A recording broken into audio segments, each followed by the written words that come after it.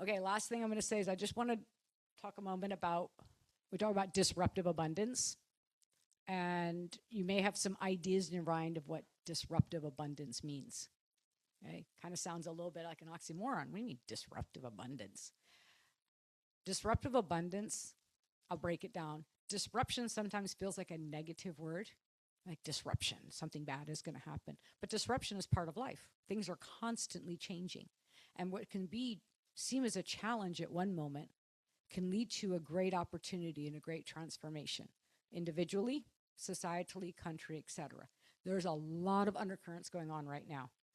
Most of them you won't hear about in the news. News is, remember, designed to keep everybody on edge all the time. There's a lot of things happening economically, there's a lot of things happening socially, and there's a lot of things happening technologically. We're going to talk a bit about that today. Abundance, oftentimes people see the word as abundance about material wealth. Right? That's the most common thing you think of. You think, like me, old school, you think of the cornucopia. Well, the cornucopia, full of all the abundance of a good harvest, was what abundance was before money was a focus and necessity in life. So it's always represented enough. You have enough to share, enough to eat, enough to live on. But abundance is more than money. As many of you probably know, it's not financial. It's the abundance of what's important to you. Some of you know this, not all maybe. I have an abundance of pet rats. Just saying. I should have a picture up there of me with, I currently have 11, so I adopt and rescue pet rats. So, yeah. So some of you are going, yeah. Others are like, oh, cool. I have horses I've adopted, chickens. I have an abundance of animals in my life. So there's different ways of looking at it, but the abundance is that sense of optimism and a sense of focus on gratitude for the things you have in life. And in nature, by doing that, you create more of it. And if that's too woo-woo for you, what's going to make you happier? Thinking about scarcity, comparing yourself to other people and what they have and what you have, or thinking about all the beautiful things that you have in your life, all the abundance. Regardless of where you are in life and challenges you may have, there's always just that moment of gratitude and the moment to focus on that. And in a world when things seem pretty crazy, pretty topsy-turvy, it's a moment to step back and think about what that is. And that will help with the big transformations and changes that are going to be coming forth in the economy in the next 4 years, 4, 5 years. There's a lot going on, and it will be a time to be adaptable, resilient, and curious. Curious because it changes the energy right away when you look at something from multiple viewpoints rather than in a constricted fashion. So I wanted to bring that up to keep that as maybe the focus and the energy of mind as we talk about some of this economic stuff. The intention is to make this real, to make it relevant, and make it valuable. The final thing I'll say to that is anytime we're presenting economic data, there could be many ways of seeing the world. So everything that we're here to talk about today is not to be in any way construed as telling you what you should believe or what should be important. This is really more talking about what's happening in the economy, why, and what's going on as the underlying. With that being said, any questions as I start? We're all good? Everybody's quiet? Oh, that means it's interesting. Okay, with that being said, I want to introduce Katie Lindfelt. So for those of you, Katie! For those of you who don't know Katie, Katie is our certified financial planner. We've been working together since the founding of Sequoia. Katie is also the future of Sequoia. So just so you know, not that I'm planning to go anywhere, don't get worried, but Katie is the future of Sequoia, and she's an amazing visionary in many ways, and we're such a great balance in working together. So just want to give a big shout out to Katie, and she's going to take a moment, introduce herself, and introduce our speaker. Got this on my phone. There we go. Yeah. Well, welcome. Thanks for joining us tonight. We're really excited to get to do this, to see you all in person, and those on Zoom as well. As you know, I'm often on Zoom, so that's my normal. But this is really a lovely time to get to connect and to really learn a little more, to get a little, hopefully, a little bit of peace in the midst of so much changing in the world. That's a lot of what we look to do and help with on a day-to-day. How can we give some clarity, help people understand where you're really sitting, and how so much of the noise out there is not applicable, but that we can be comfy instead. So I'm a financial planner. I look at the long run for folks. And so we're going to look a little bit tonight at the economics, what's happening today, but also how does that impact your life decisions? And for those we're helping, how do we do the stuff behind the scenes? Our speaker tonight is Strider. And Strider, I don't know how to pronounce your last name. I was just looking at it going, yeah, so I'm not going to for the moment. He's just Strider. Strider has been a wonderful speaker with us before. He's with a company called First Trust that we really like working with and what they provide and utilize for our clients. He's a senior economist for them. He speaks on Bloomberg and other big national publications. A piece that I think is fun about him, he's an economist located out here on the West Coast. So many of them are out east. And so we're going to welcome him here. He's got some great stuff to show us and excited to hear some info. Please do. Thank you, Katie. Perfect. Well, wonderful to be with you all. Obviously, a lot going on in the economy. Do I need to plug this in?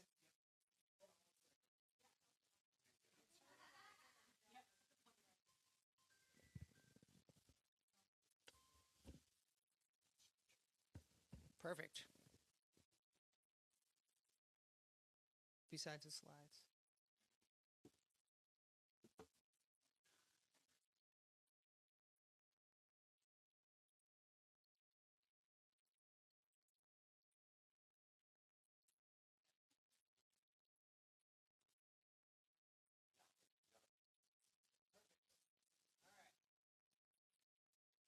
Well, wonderful to be with you. My last name's Elass. It's E-L-A-S-S, but pronounced Elass. So now we know. But great to be with you. A lot going on in the economy. We'll try and get through as much as we can tonight. Lots to cover, obviously. And I think really when I put the economy into perspective today, it's almost like there's two completely different sides of where people believe the economy is going. There's those like the administration who believes that we're going to see economic growth around 5% this year. And then on the other side of it, there's those that think we're going to be in a recession, whether it's due to high oil prices now or whether it's due to where unemployment's going or employment for that matter has been slowing dramatically. And so I want to kind of talk about which one's more accurate. And to be honest with you, I think it falls somewhere more in the middle. I don't believe we're headed for a recession this year. I don't believe we're going to see 5% real growth in the economy either, but somewhere probably around 2 to 2.5% growth, which is very similar to what we've seen over the last 20 years or so. And to start with, when you look at employment, this shows you a pretty good idea of what's been going on. You can see that job growth has been slowing. These are all jobs in the economy that are being created on a monthly basis. And over the last 6 months, really job growth's been flat. But it gets even a little bit more extreme when you take a look at, well, where have all the jobs been coming from? And to give us a good baseline, I want to go back and look from 2015 through 2019 to show where jobs have been coming from. I want to focus on three specific areas: leisure and hospitality, education and health services, and government jobs. Focusing on those because they're impacted dramatically during the shutdowns during COVID. And you look from 2015 to 2019, you can see that those three areas made up about 48% of jobs. Everything else in the economy was the other 52%. So the first period we want to look at is from May 2020 through December 22. That was the recovery period coming out of that very, very sharp, very steep recession that we experienced. And again, you can see pretty consistent, 54% of jobs gained were everything outside of these three areas. You see leisure and hospitality made up a big chunk of that gain as well over that period of time, as those got absolutely trashed during the shutdowns. They started to come back strongly after those. But what's been so concerning to us is when you look over the last 3+ years where job growth has been coming from, you can see that all of it has come from these three areas. In fact, everything outside of these three areas over the last 3 years has been negative. Interesting to think about. 72% of all the job growth that we have seen has come from education and health services, which is pretty much driven by government spending. So that, along with government jobs, which are driven by government spending, have made up almost 100% of all the job gains we have seen in the last 3 years. Not encouraging, right? But does that mean that jobs are done? Are we no longer going to be hiring jobs? I mean, you take a look over the last year. These are all the major areas of where jobs come from. The orange area there, that's total non-farm. So that's overall jobs that have been created. We've only created in the last year 156,000 jobs. You can see that private education and health services were about 650,000. So there's a lot of negative categories where jobs were actually lost over the last year. And many people are worried that this is going to continue for forever now, because artificial intelligence is coming in and it's taking jobs, and companies aren't hiring like they used to. Is that going on? I think it is to some degree. But I think really where you can see what's going on in the job market is it can be summed up by looking at private office construction. Now, when you look at overall private office construction, it's actually been pretty much flat for the last 5 years or so. Recently, it started to accelerate again, but it hasn't really gone anywhere in quite a long period of time. Reason being is what makes up majority, or what used to make up majority of private office construction, was just general office construction, buildings for housing employees. And you can see that it was almost all of total private office construction until about 5 years ago or so, and it froze, and then it started to decline rapidly, while the overall private office construction stayed relatively stable. So what was making up the difference? Well, the difference has come from data centers. They're put into private office construction, and data centers now have surpassed overall general construction for office buildings. And to me, this sums up perfectly the employment picture. More and more data centers, I think more and more AI is coming on, and it is replacing jobs. But does that mean that employment's done for, that we're not going to see new jobs created? And I would argue no. I mean, every period that we've gone through technological change, there's been uncertainty. There's been what's called creative destruction, where new jobs come in, we replace old jobs, but it creates a whole bunch of new jobs that I can't even tell you where they're going to come from. I mean, think about all the jobs that have been gained in the last 20 years. A good portion of those have come from technology that didn't even exist 20 years ago. And so I don't know where all the new jobs are going to come from, but I do believe that there's going to be substantially more jobs 10, 15, 20 years from now than there are today. But I actually look at what's going on today as a massive benefit for the U.S. economy. Reason being is I think what AI is really doing is it's allowing people to express their creativity and try new ideas like never before in history. If you want to go start a company today, it is easier than ever to create a company today. If you have an idea, it's easier than ever for you to try that idea. It's less costly. I mean, think 15 years ago. Say you wanted to create a retail clothing company 15 years ago. You wanted to make a website. Well, 15 years ago, that website probably would have cost you maybe $200,000, $300,000 to make a good website, to get the whole back end. But you wouldn't know how to run that, right? You'd have to hire somebody to be able to run that website for you. Well, now you can go to a company like Shopify, and for $39 a month, you can build a complete custom website, and they'll do the whole back end for you. It's amazing. And now we have these large language models like ChatGPT or whatever other AI you like to use, Claude or whatever you want to choose, where you can pay $10, $20, $30 a month to have access to basically a personal consultant. You have no idea how to start a company? Well, you ask them, what do I do? Where do you file paperwork? They'll tell you exactly where to file it.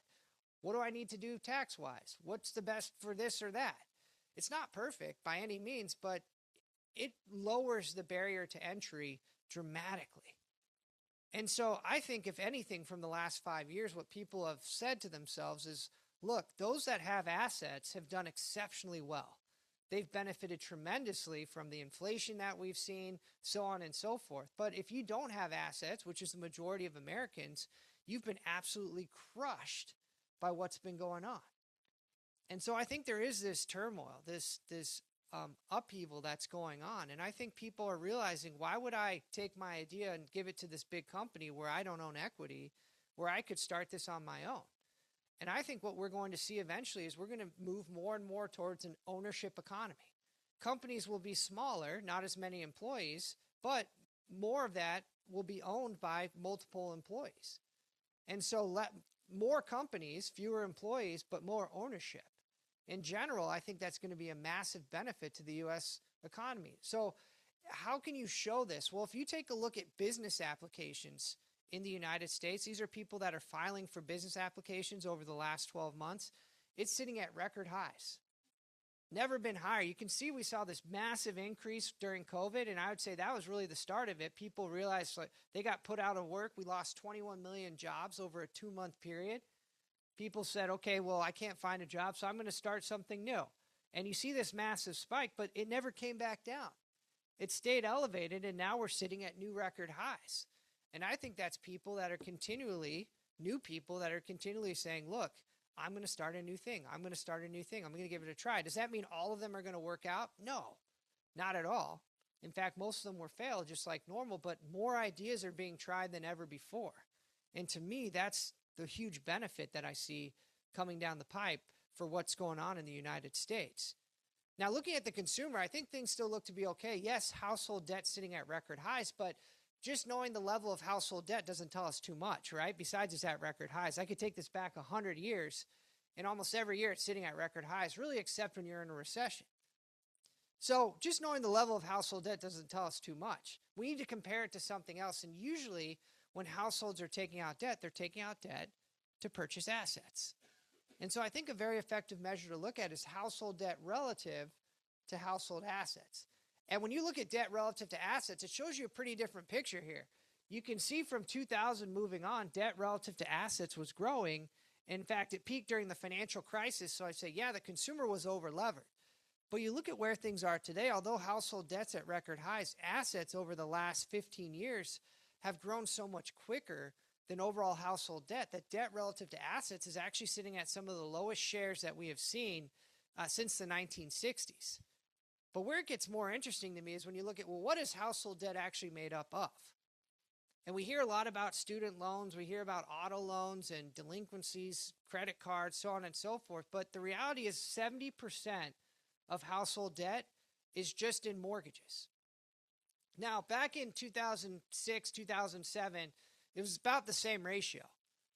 And that was a bad thing, right? We had massive housing collapse, and you think about those mortgages, a big part of it was because 40% of mortgages outstanding back then were adjustable rate mortgages.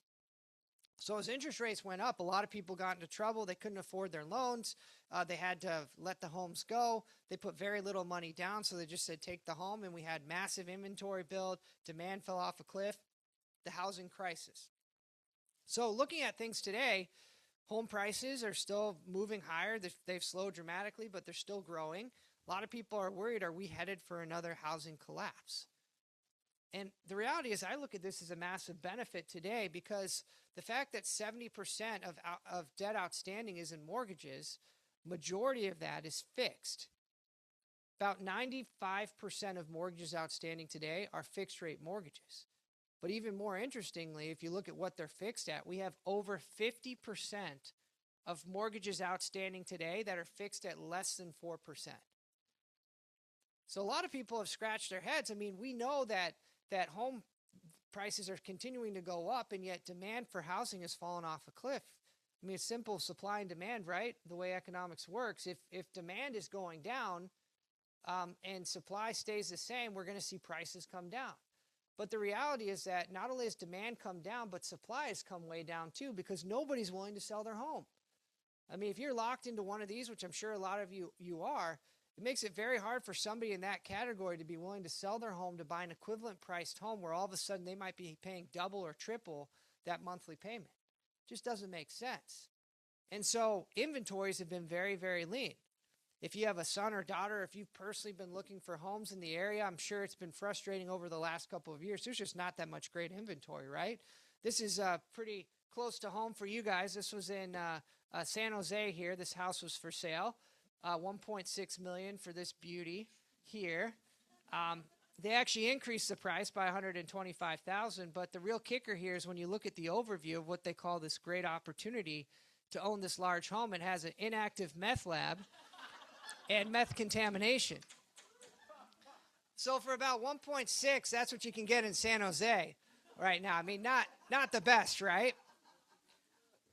I will say I will say I called up the realtor. She said for $10,000 more, they'll reactivate that meth lab if that gets anyone off the fence in here. But there's just not much inventory out there, right? And so what have we seen? Home prices have gone up, and home prices are up more than 50% nationwide over the last 5 years. I mean, inflation's been real. Asset prices, if you own assets, you've done exceptionally well. And so the question is, are we going to continue to see large inflation moving forward here? Because it's come back down, but a lot of people are worried.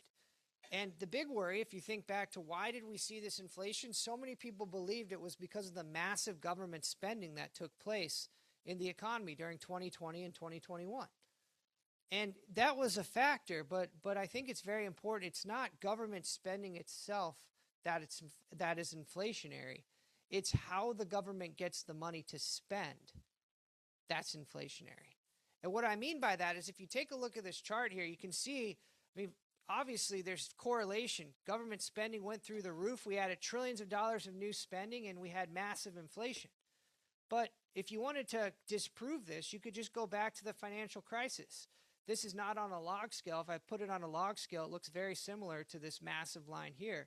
Reason being, we added, again, think back to that period of time, hundreds of billions and trillions of dollars over that period in the financial crisis.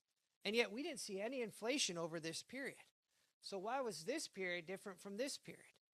And it has everything to do with how the government got the money to borrow and spend. Now, usually when government borrows money, they either do it two ways. They either get it from taxes or they get it from borrowing. Now, both of those are usually from the private sector. What was so different in this period here was instead of the government borrowing or taxing the private sector, they decided to borrow all of that money from the Federal Reserve. So the Federal Reserve created trillions of dollars of brand new money out of thin air. And they purchased from the Treasury Department trillions of dollars worth of bonds. So now the Federal Reserve has all these bonds and the Treasury has all this brand new created cash. What did the Treasury do? Well, they took that cash and they directly deposited it into people's bank accounts with stimulus payments.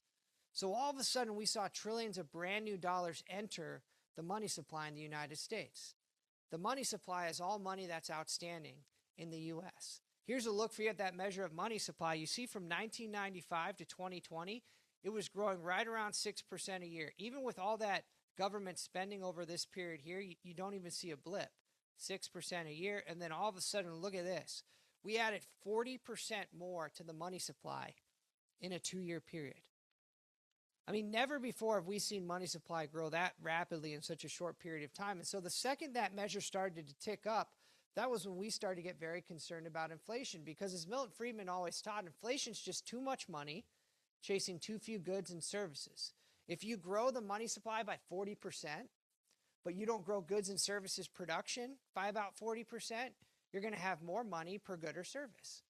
And that's the inflation that we have seen. So what does that mean moving forward here? Well, you take a look at money supply, it actually contracted for a couple years, and with that, inflation went from 9% down to around 3%. Money supply is now growing again, but it's still growing at a slower pace than what we've seen historically. It's growing around 4.5% year over year. So to me, that means we're going to probably see further downward pressure on inflation. Do we get to 2% growth by the end of this year? I don't think so. I think we'll still be somewhere around 2.5%. And in the short term, I think we'll see a little bit of volatility because of what's going on with the war in Iran and everything that's happening with energy prices especially. But I believe the trend will continue to be lower as time goes on, because at the end of the day, what really drives inflation is the amount of money that's in the economy, nothing else. And that's continuing to stay in line with where things are. But that doesn't mean that government spending isn't important, because it might not necessarily be inflationary. It is. Because as I said, every dollar the government borrows is either borrowed or taxed. And this year, we're expected to spend around $7.5 trillion. The problem is that we're only bringing in a little bit over $5 billion. So that leaves us with a pretty massive deficit, almost $1.9 trillion for this year. Not a good thing. And the problem is that when you look at how can this be fixed, the reality is that it's very tough, because when you look at all these programs and you start to go through them. I mean, Social Security is mandatory, Medicare's mandatory, Medicaid's mandatory, other mandatory, I assume is mandatory. Defense spending, pretty much mandatory. Net interest, pretty much mandatory. So that only leaves non-defense discretionary spending that can actually be cut.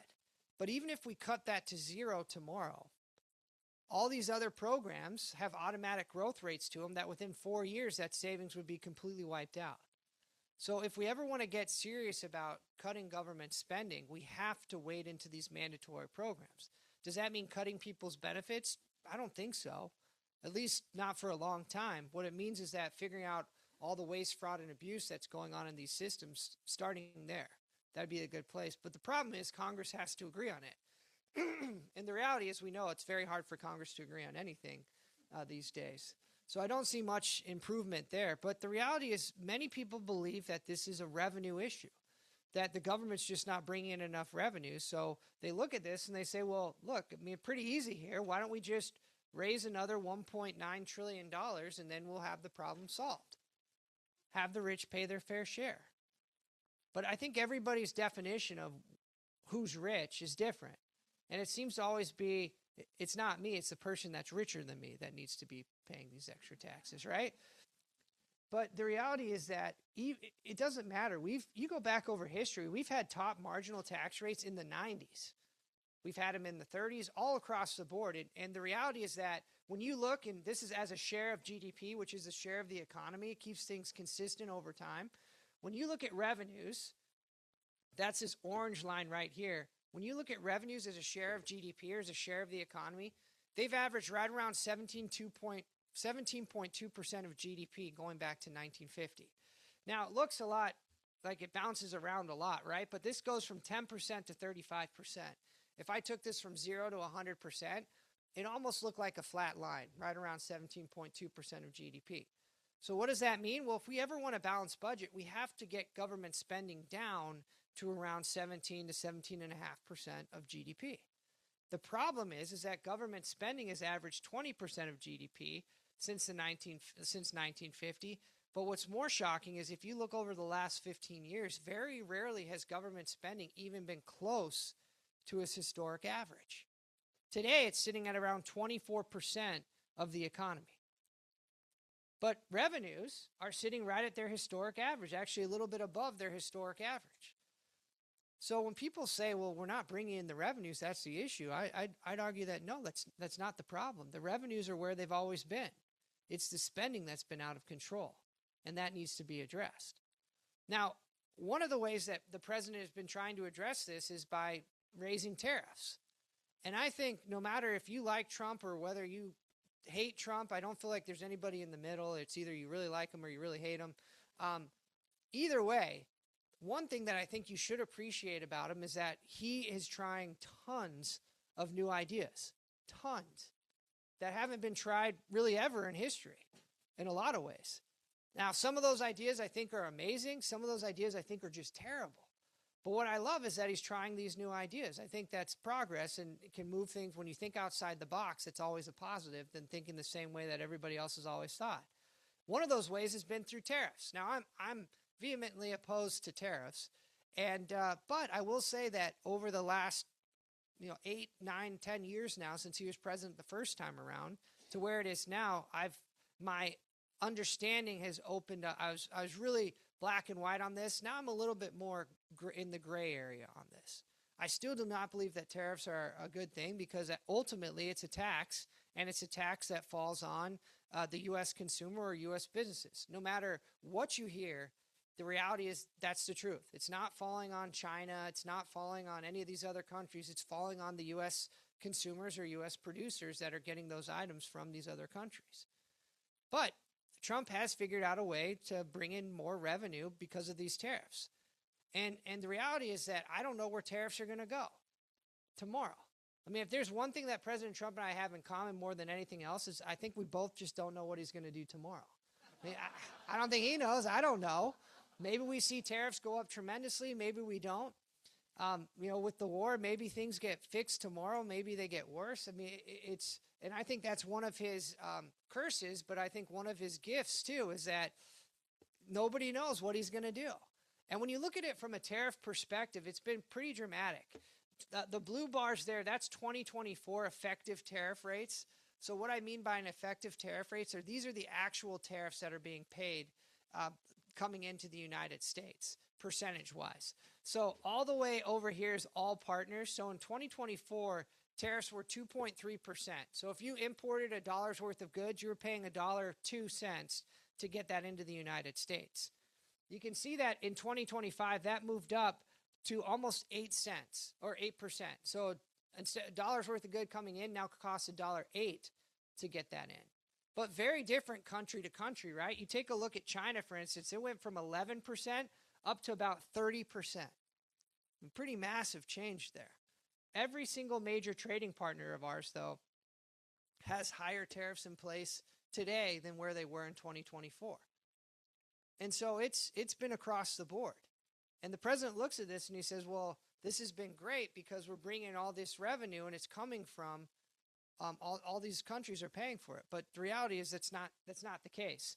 But you take a look at all the customs duties, the tariffs that have been brought in. Here's 2024. In 2024, we brought in about $100 billion in tariff duties.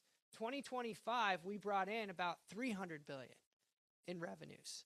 So, that's nothing to sneeze at. But again, it's the U.S. consumer and businesses that are really paying that. You look at where we are in 2026, the reason it looks this way already is because the new tariffs didn't go into place until late April, early May was when we started to really collect them. And so the same tariffs, although some have been removed, the IEEPA tariffs have been removed, but these new Section 122 tariffs have been put on top. That's going to cause us to continue to grow.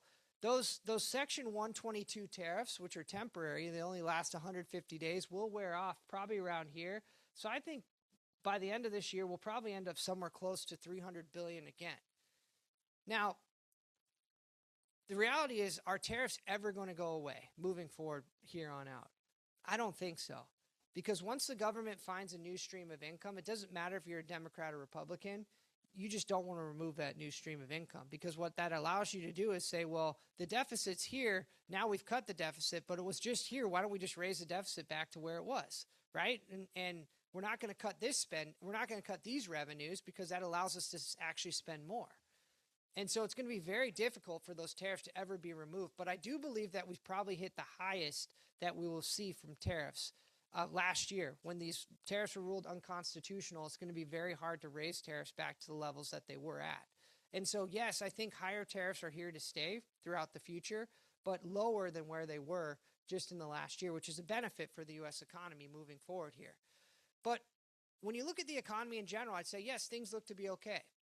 We're not booming. We're not going to grow 5%, but we're not headed for a recession. I think we've got this slow, steady growth, very similar to what we've seen in a lot of different aspects. But when I look at the stock market, the economy and the stock market are two completely different things. And I think by almost any measure you look at, if you're just looking at the S&P 500, which is market cap weighted, that's just an index that people refer to as a stock market, and none of you are just in the S&P 500. You're very diversified, and I think that's why it's so important to have a financial advisor today more than ever, because I do believe you need to be more diversified than ever, because by any metric you look at today, the S&P 500 looks to be overvalued. And I think the best way to sum up where things are today is by a famous futurist, Roy Amara. He was around this area. He passed away, I think it was 2007, but in the 1960s, he came up with this, and it was coined Amara's Law. But we tend to overestimate the effect of technology in the short run and underestimate the effect in the long run. And I think that's exactly the situation that we are in today with artificial intelligence. It's true that AI is game-changing, life-changing. But I think where we are today versus where people think we are today are two completely different things. And I'm an economist, so obviously I made this into a chart for you. So if you look at the impact of technology in time, this is the way that we view the world. As humans, it's very hard for us to think in exponential terms. Our minds are built in a linear fashion. When we look out, we look at things in a linear way. So we think things are going to get better, but it's very hard for us to comprehend exponential growth. And so what I would say is this is where we are today. This is the line that we're going to be on. But this is where we are today, that orange dot. And I think this is currently where technology is right now with AI, down here. And so we're overestimating where things are today. That's the overestimate. But when we look out into the future, I think this is where we believe things are going to be, say 10 years from now. But the reality is that things are going to be more like that. We way underestimate.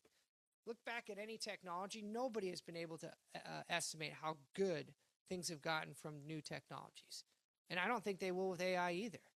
It really is game changing, but I just think you need to be very cautious in this environment because so many of these names that have really been driven by no profits and really driven. And there's a lot of really good companies on the AI side that have had huge profits that continue to grow. But the reality is, will they continue to grow at the same pace that they have been growing, which is what they're being valued at today? And I just don't see that as likely moving forward here without some type of pullback. So just be more cautious in this environment. But that's not to say that you should be running or hiding in cash at all. The reality is that when you look at the United States, when you look at living standards in the U.S., they just continue to grow.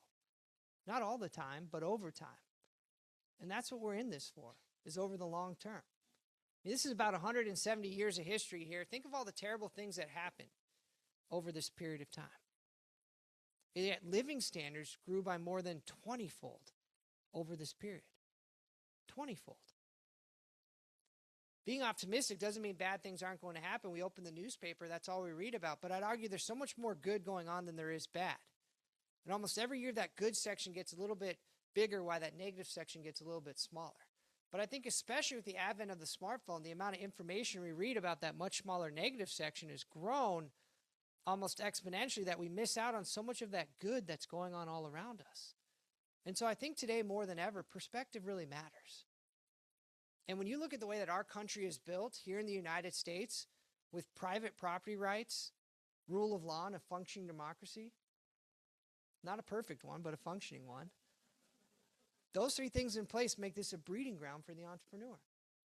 I mean, think about what's going on in space right now. And Elon Musk. Do you think Elon Musk would have started his companies anywhere else in the United States? No, because he knows he's been around the world. He knows where capital is used most efficiently, and it's still the United States by a long shot.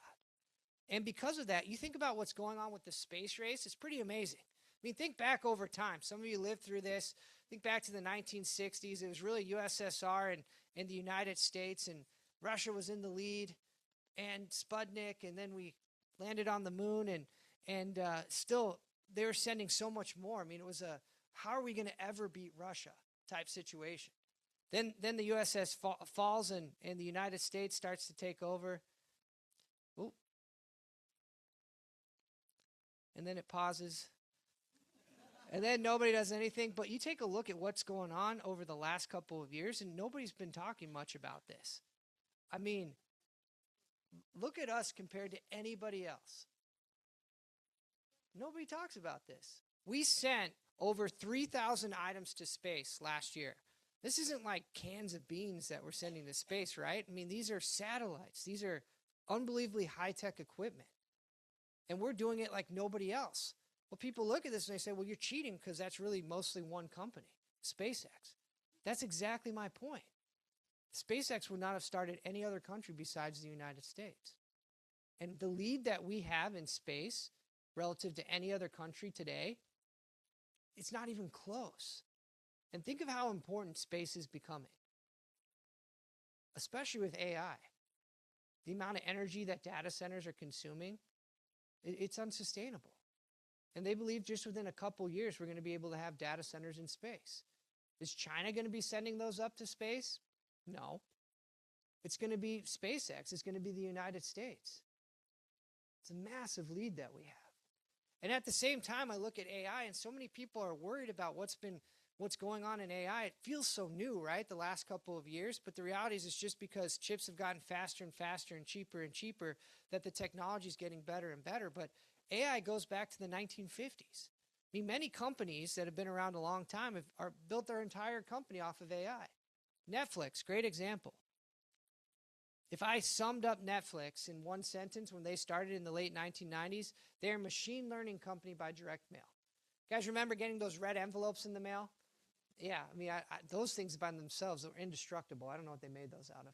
But you watch that DVD and then you stick it back in the red envelope. You put a star rating on it. They go back to Netflix. They put it in their algorithm. They say, okay, this person liked this and this person liked this, so they're going to like this.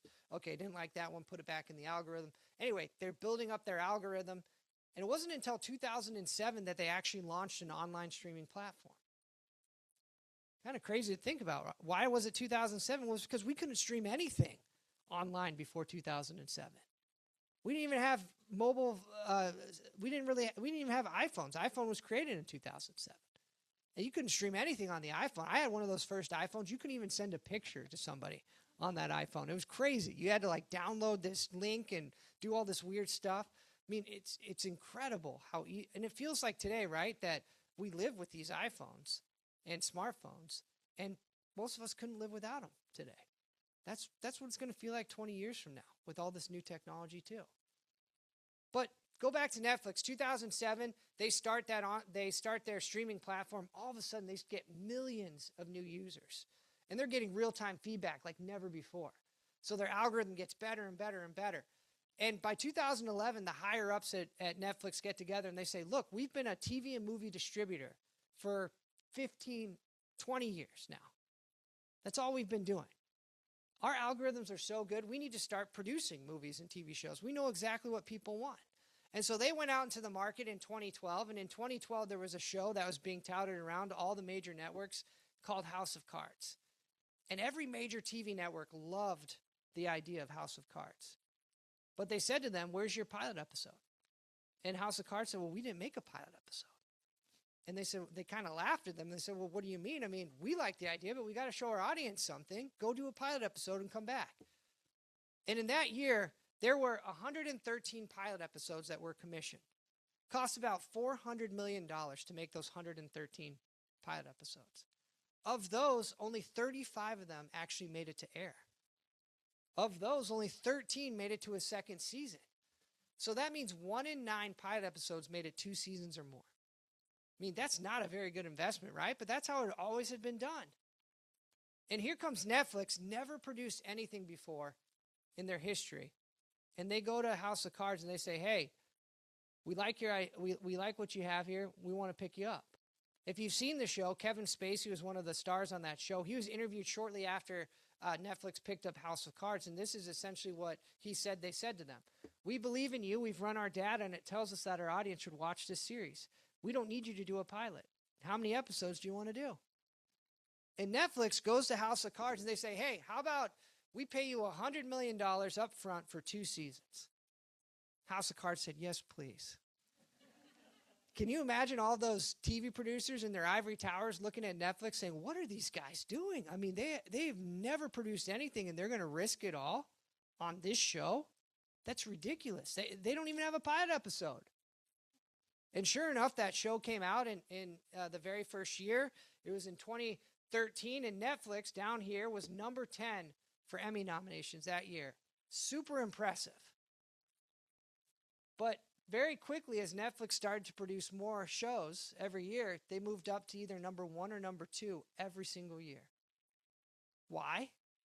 Because they know exactly what people want to watch. Their algorithms are that good.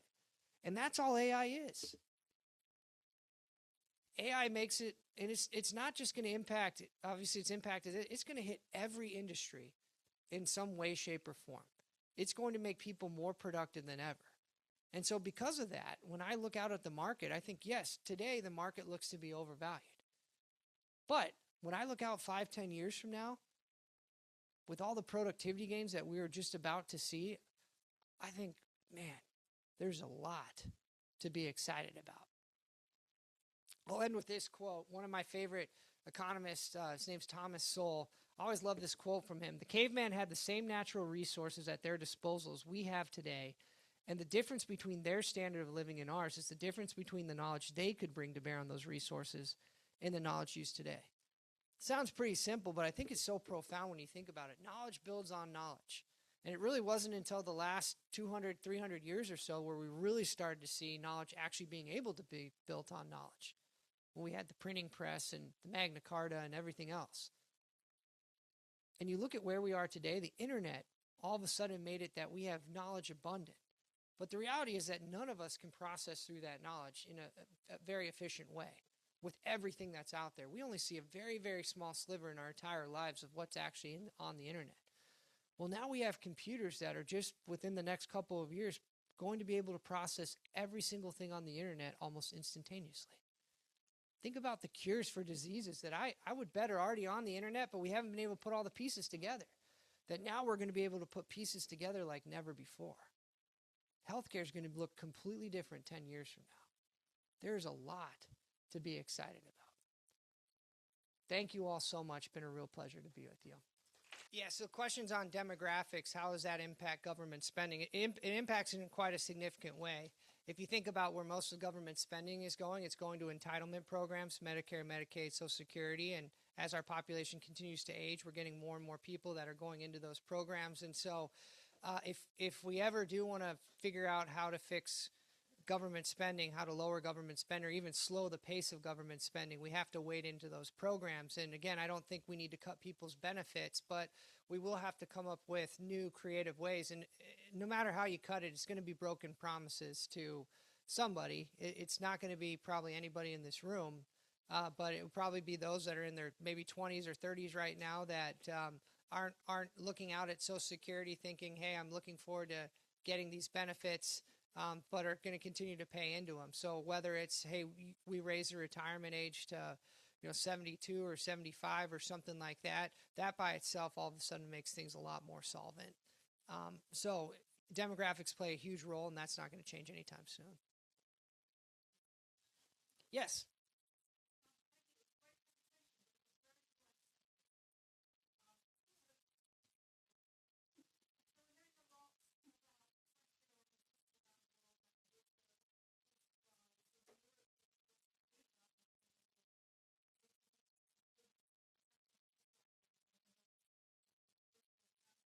Mm-hmm.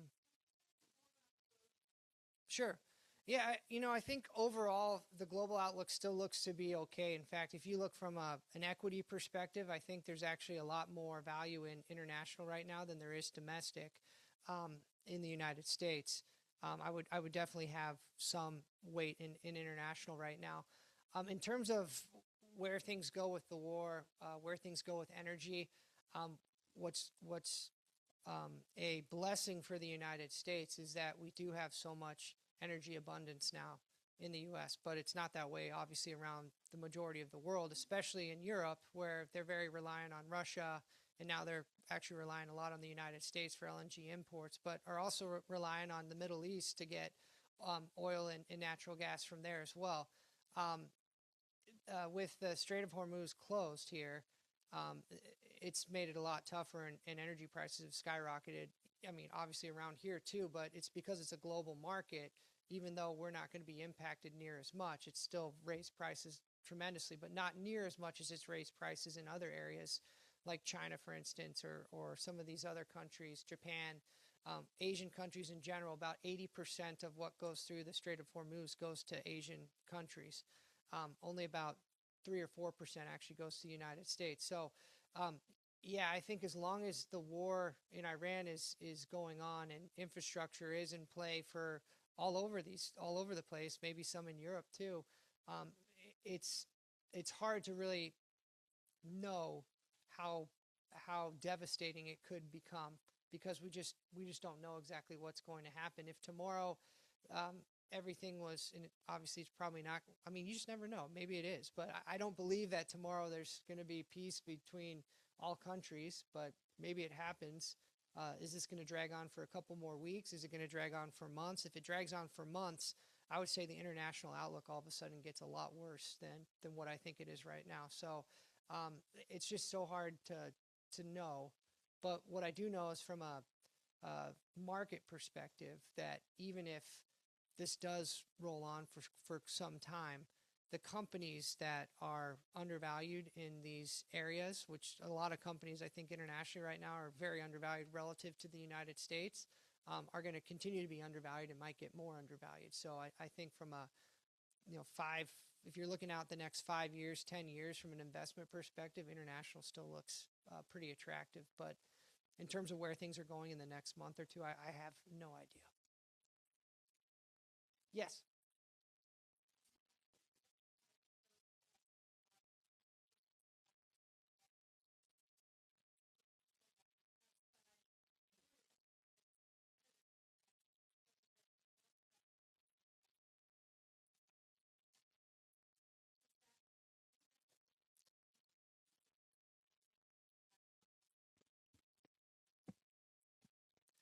Yeah.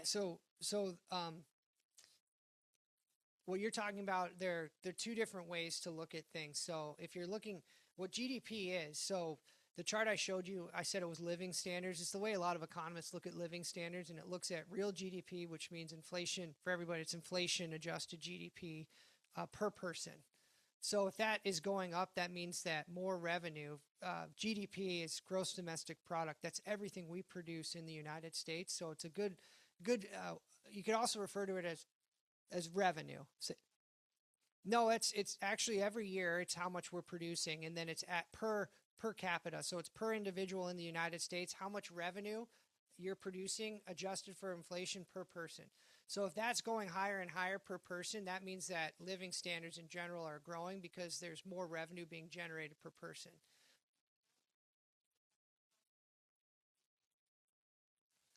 Yeah, but so that's two different things. So that's revenue per person. What you're referring to is wealth, which is separate from GDP. So GDP is just a revenue metric. So for instance, if you've simplified it, it would be like your basically GDP would be if you had a company, your company's wealth is not how much revenue you're bringing in. Your company's wealth would be the difference between all your assets minus all your liabilities. So different measures. But to your point, when you talk about wealth, it's very true. Yes, most of the wealth in the United States and really around the world is concentrated in the top 1, 3, 5, 10% of individuals. There's no doubt about that. Is that a good thing, a bad thing? I think what really matters is are living standards growing for everybody. So somebody could be getting wealthier, but are those in the bottom, are they also getting wealthier, but are those on the top just getting wealthier quicker? And that's really the way history has been. We've seen those on the top that are getting wealthier, and the reason they're getting wealthier is because they're the ones who are creating really the massive productivity gains. Are creating things that people really want. And so if you create something that somebody really wants, a lot of people buy it, you get really wealthy, right? Is it having an impact? So would I say that a person today that's in the, say, lower income bracket today, are they better off than that same person would have been 20 years ago or that same person would have been 50 years ago? I'd say by almost any measure you look at, yes, they're far better off.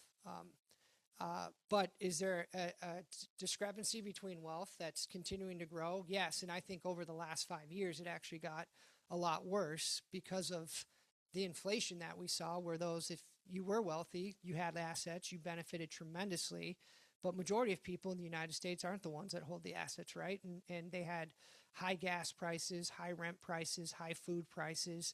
They're just getting absolutely crushed. So that's what's been tough about forecasting is, as an economist, you look at the aggregate. You look at everybody combined. So that's the ultra rich and the ultra poor. Everybody combined, and you just say, this is how the economy is doing. But if you took it down to the individual level, I think there's a lot of, you could argue that even the majority of the United States, majority of Americans over the last 3 to 5 years have been really in a recession and just struggled to make ends meet.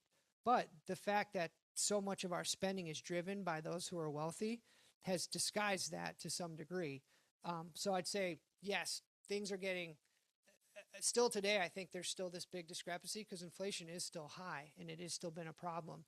But until we get inflation really under control, which I think is happening, until that goes away and wages start to pick up far above inflation, that's when you start to see that gap close again. And so, yeah, I think, so they're two different measures, but I think the real GDP per capita, and it's not a perfect measure of living standards, and that's just a measure of living standards by money, which a lot of people have living standards that don't care about money, right? Like if you're living in an environment you like or with family that you want to be with, your living standard is through the roof.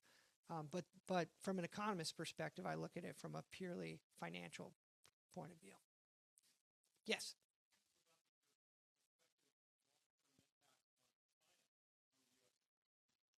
Yeah, in terms of China having a massive impact on the U.S. economy, I don't really see it. I think it's more the opposite way around, that the United States has a massive impact on China.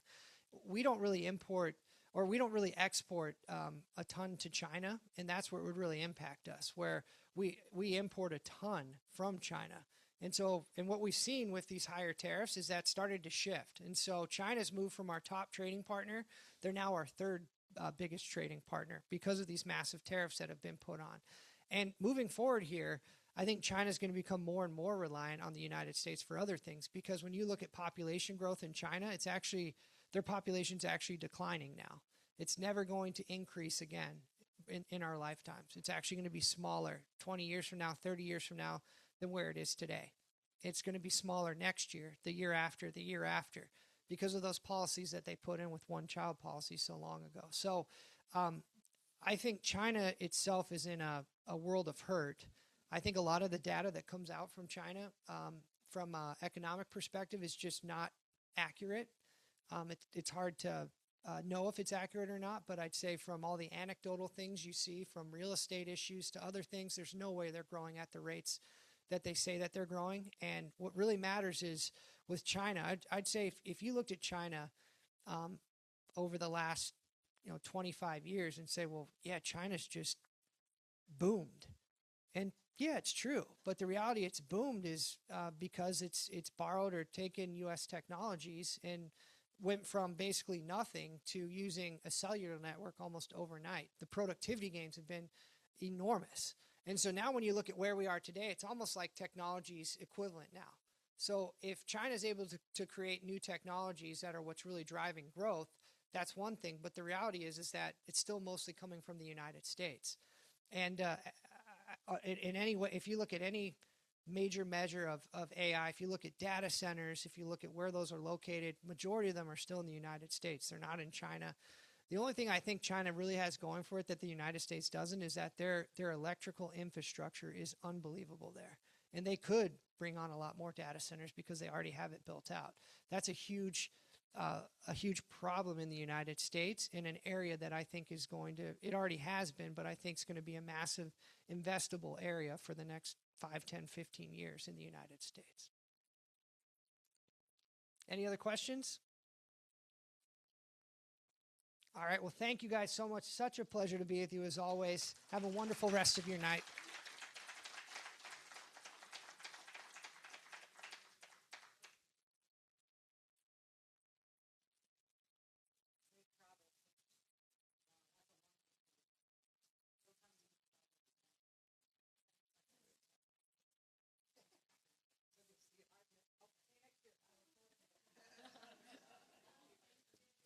Thank you.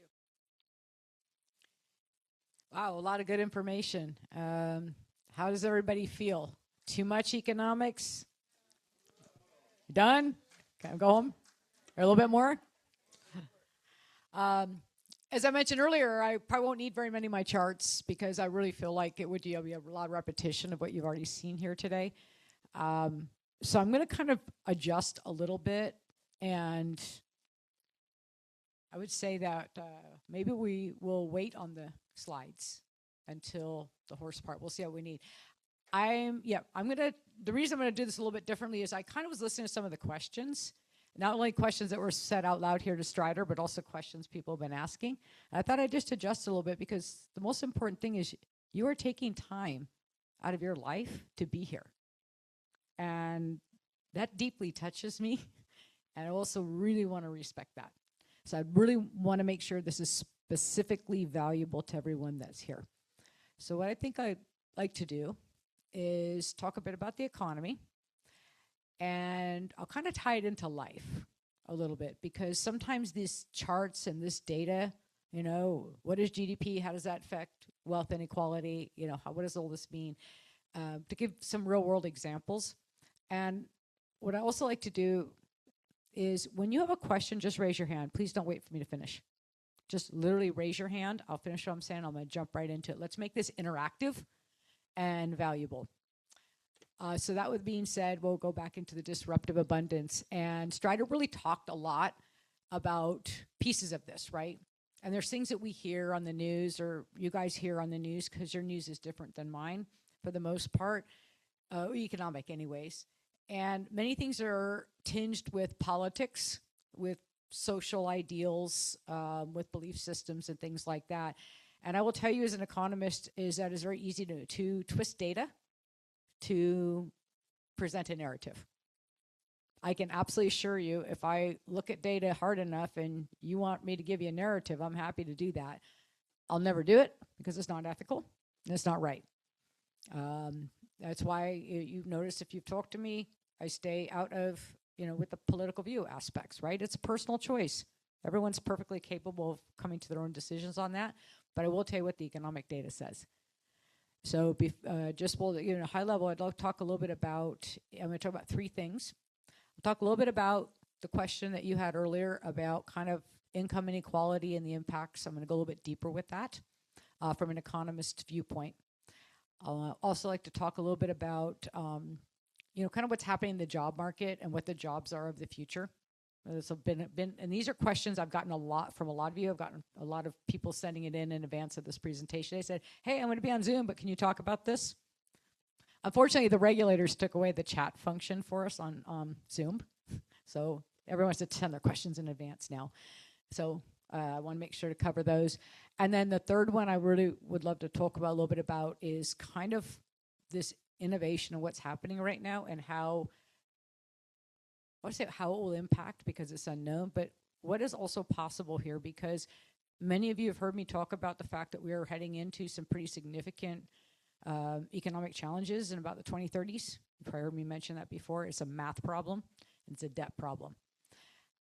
There is a glimmer of a possibility of a way that we could not experience that, and it is going to be through technological innovation. I'm not saying it's going to happen. It's early, but it's a watching point. So those are three things I'm going to talk about. Unless there's any questions I want to start with, I'll go for it. Okay, so the income inequality, this is something that's really gotten a lot of attention. It's something that politicians have seized on, and some states have either proposed, like California, taxes to tax the fair share of various classes of people. Recently you probably heard about in California the wealth tax. They're going to tax billionaires a significant portion, I forgot exactly the number, maybe 6% or so of their assets. Okay, that's a little bit different than your income. So imagine if you were taxed on your assets. What are your all homes worth right now? Yeah, got enough liquid money to cover that? There goes your retirement account.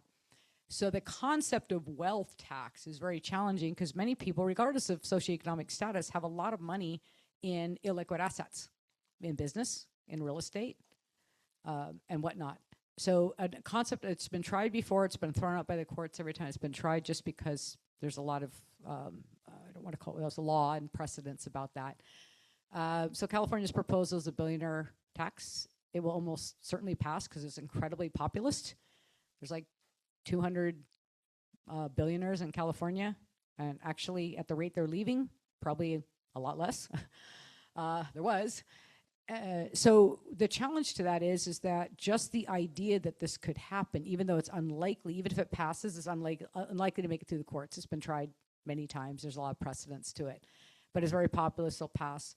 But what happens is that it is hundreds of billions of dollars of revenue that's going to be lost in California.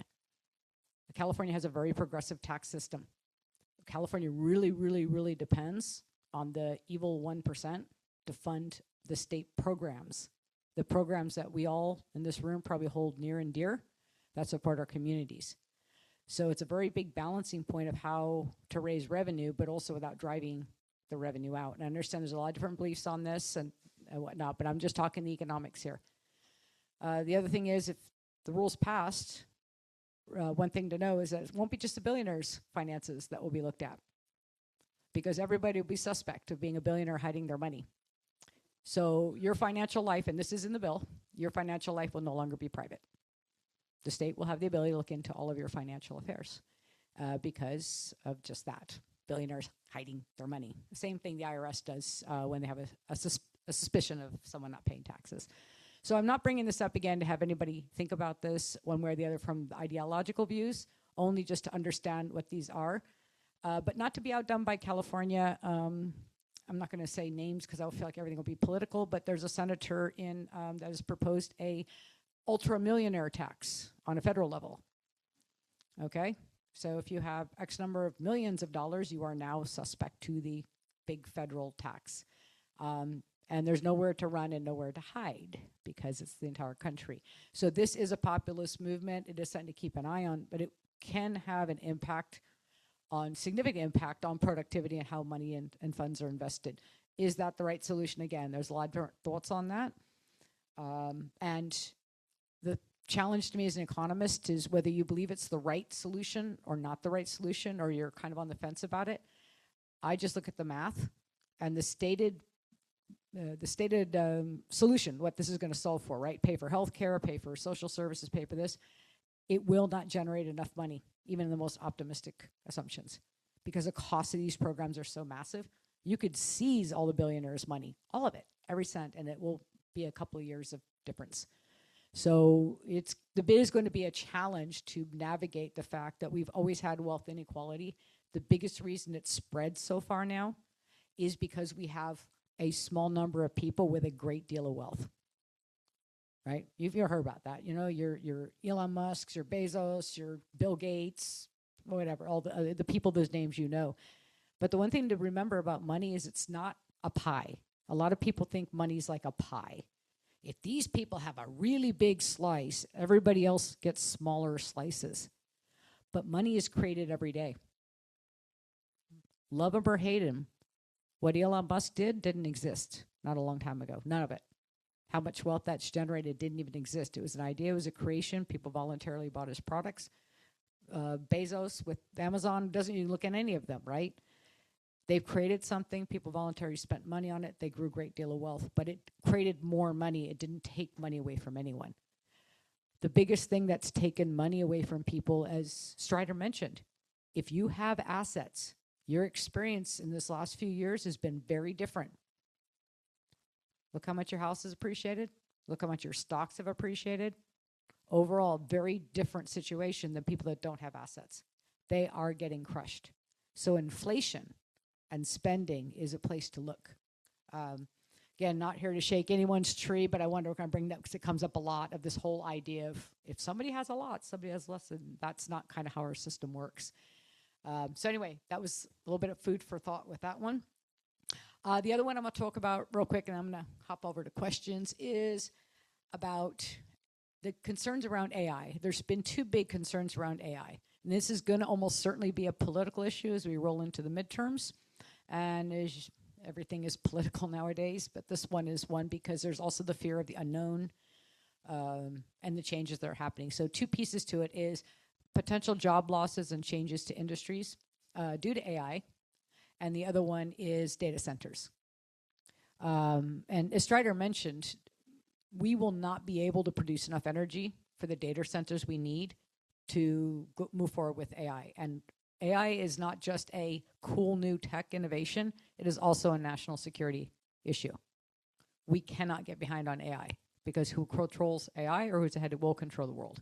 So this is a national security issue, and it's also a rapidly changing situation. As Strider showed in the chart, though, it's usually technological advancements going all the way back to the railroads. Okay, we're talking a long time, right? Every big technological innovation has an S-curve. The big, oh, way, look at this, it's exciting, it's new, whoa, it's going to change the world. Then it's like, okay, how do we adapt to this? There's this little digestion time, that's why we call it the S-curve. And then is the real growth. That's when you're going to all have robots in your living room and all the crazy stuff you hear about, right? But it will happen, but it won't happen as quickly as we think. And so that chart he showed was a perfect, again, very visual representation of that. So the immediacy of the concern, there will be jobs lost because of technological advancement, as there has been for a long time. I remember going into companies back in the 90s and seeing whole floors that did accounting disappear into 5 cubicles with Microsoft Office. Okay, any of you worked in accounting? Remember old 10 key? Remember, go back further, the big green spreadsheets, right? Well, imagine what technology has done to the workforce. It has rapidly changed. It's changed manufacturing. It's changed the white-collar workforce. It's changed a lot of the areas of the workforce. This has been going on. This is not the first time. The biggest difference is that this is going to be very broad-based. It's going to touch just about every sector. But it's not everyone's going to get laid off tomorrow. Most people, I shouldn't say most people, people who look ahead and pay attention to this will learn how to use it, and they'll bring values back to their employers. Because it is an assist. It is a productivity assist. It can make people and companies much more productive, which in the future may well lead to more time. And I'll talk about that in a moment. But it's quite powerful, but it will be disruptive. So the disruptive abundance portion of it is that what does our workforce look like in the future? Because imagine this. Imagine if AI can make an employee get the same level of productivity done in 20 hours that used to take 40. And if productivity could be measured, perhaps the employee would have the same amount of money, pay, with half the work time. What does that provide? Abundance. Abundance of time. How many working people would love to have an abundance of time without taking a cut in pay? So this could fundamentally transform the workforce. And this is why the political divisiveness is not serving us. Because this is one where you have people come together and say, how do we have protection for workers, but also companies' ability to innovate? This takes a wide variety and diverse opinions to solve for. It does not take, political infighting is not going to solve anything. There's a solution to every single issue that they're screaming about in Washington all the time. It just takes people with a willingness to do that. So there is a very high probability, and this is where it gets even better. If productivity can be increased, if workloads can be reduced, not only is there more capacity for time, for creativity, for family, for personal development and growth, but believe it or not, it would actually be the single greatest probability of not running off a cliff in the 2030s. I'm going to say more of that as we get closer to talk more about that today. But this is the glimmer of hope that we may be able to find a way around the government debt levels and the issues this nation will face. And I don't want to sit here like I'm a negative Nelly. I think we can solve for anything. We just have to have the right people in place that collaborate and innovate and look for solutions. Another concern around this, and again, I can go in the weeds, and I just want to make sure I have plenty of time for questions and also not keep everybody too late. Another one is, the big issue now is kids. Anyone, you don't have to raise your hands if you don't want to, but if you have kids in your life that are approaching college age, in college, or getting ready to graduate from college, this is a really big issue. When you're spending the kind of money that most people are spending to send their kids, grandkids to school, I don't have kids, and I paid for 3 college educations, so I know what it costs. It's a big expense. It's a very big expense in financial planning. It's a very big expense, and it's so hard for a kid to necessarily know what they want to do with the rest of their life at 18. I know I didn't. And you're making this big investment, and the world is changing very quickly. And it used to be to say, hey, do whatever you want, live your dream. And now it's like, wait, if I'm investing this much money at the expense of my retirement, I want to make sure my child will be successful because I love them. Now, success does not mean everyone's going to have a high-paying, high-income, job. It's going to be whatever is successful for them. But how are they prepared to adapt? So having whatever degree you go for, whatever areas you seek, make sure that you add. There are a lot of programs in college that will train on how to use AI and also train how to teach how to train AI agents, which is the next movement in this, which is way more complicated than using AI. And that will, for good schools, that will be part of the curriculum, regardless of what the degree is going to be, because to be up and beyond this, because if people get left behind are those that are not willing or able to learn, the technology changes. Unfortunately, because I had to rush out very quickly, I did not bring my list of jobs that are in highest demand right now. So if any of you guys want it, I will send it to you. So just when you fill out the little comment card, or just let Caitlin know. But there's a lot of jobs right now that are hiring like crazy. They cannot fill them fast enough. We do not have an employment problem. We have a job skills mismatch. The skills people have are not the skills that are in demand right now. And it is only going to accelerate. CEO of Ford came out and he said, we can't find enough machinists that know how to work on engines, and we pay them like $150,000 a year. Union, come on. Pretty sweet job, I would imagine, for a lot of people. They can't find people that want to or learn to do it because not enough people went into the trades. In fact, outside of technology, the other fastest growing area that's of total job security, and the robots aren't doing it anytime soon, HVAC, plumbing. I can't tell you how much money they make. And if they get to journeyman level, so I could tell you so many stories. One person goes to the 4-year college with debt, and then the other kid goes and gets into the trades, and guess who's making the most money with no debt? So for this country to really seriously enhance the trade programs would be really critical because, again, these are pretty secure jobs, especially with manufacturing coming back to the United States. It's been a push. And it's been a push that may have lasting power because it was talked about under Trump 1.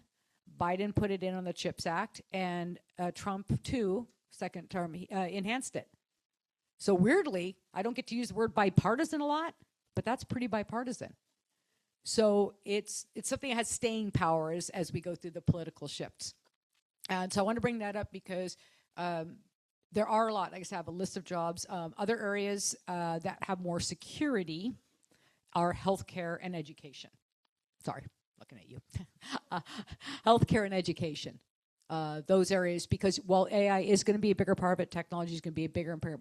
What's going to happen in healthcare, what Strider said, we're seeing just the beginning of it. The only thing slowing it down is the regulations.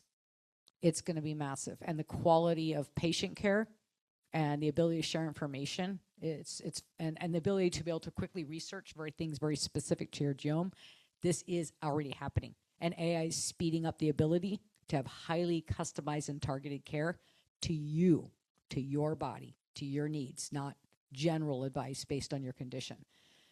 So there's a lot of amazing things that are going to happen here, but it will be disruptive, hence disruptive abundance. So if you're talking to your kids, your grandkids, your nieces, your nephews, young people in your life, it's important for them to see that there's a lot of opportunity. And kids, my God, I don't know about you, I'm not really tech savvy. They're smart as heck. And they can learn fast. And it's just a matter of making sure when they get their education that they're in a place where it's not just what I learned in school, but I have to keep learning. And for us adults, Gen Xer here, you guys heard me say this before, our IT people make a fortune off of me. I don't know anything works. I don't want to know. I just want to take care of my clients and their portfolios. But I'll tell you, if they closed down the financial markets and nobody needed tax or financial planning anymore, I am completely unemployable. I guess I'll be raising horses and pet rats. So that being said, I'm going to take a break and ask questions. And if there's no questions, which I would be surprised, but if there was any, then I'll wrap up here and let you guys get on with your evening and kind of have Katie maybe chat for a moment. So any questions about what's happening in the world, even if I didn't talk about it, this is your opportunity. This is your time. Yes, sir.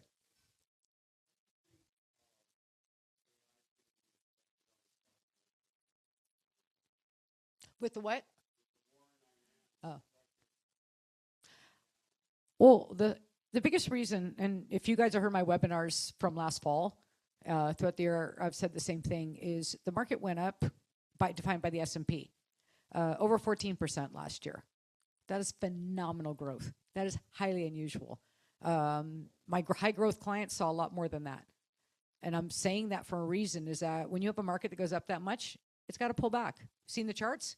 Up, pull back, up, pull back. And we're still in growth. We are not in a recession. I know the media likes to say we are. Our recession probabilities went from 25 to 30% with the war, but it's not a meaningful change at this point. But I bring that up because you see markets go up, they pull back. All the market volatility you've experienced this year, I didn't see today's close because I was heading over here, but let's say we're about 5% down. To put that in perspective, the market in a good year corrects 10% or more, usually 2 or 3 times. In a midterm year, we usually see 15%. The tariff pullback last year was 19%, and the market still closed up 14%. So why I bring that up is the market is very powerful, but it has to take a breather. Midterm years are volatile. The markets are high. The S&P 500, the index of the markets, is 40% in 7 tech companies. They were up a lot more than that last year. They got to take a breather. This is why you are diversified. This is why I move things around, right? When we get this big run up, it's time to, prune the tree a little bit, put the money elsewhere. So the market in itself, it's going to be volatile this year. It's a midterm year, everything else going, regardless of the war. What I said now about the markets has been the same thing I said well before the war started. The biggest risk to the war is more so if we have a prolonged war. I'm talking through the end of the year, right? Months and months in there. And the strait is not opened or not open consistently. It's going to put a lot of pressure more on global markets than the U.S. Because the U.S., it's kind of weird. We're technically energy independent, but we export so much of it. California imports their oil from China, Singapore, and India. India drives me nuts because they get all their oil from Russia. So it's like, why? But that being said, we import our oil. We don't have pipelines from Texas to the western United States. It all comes across the ocean. So we are also impacted by this in California. If you notice, oil prices or gas prices, have gone up across the nation, but nothing like California. California has a trifecta. Not getting the good or bad to this.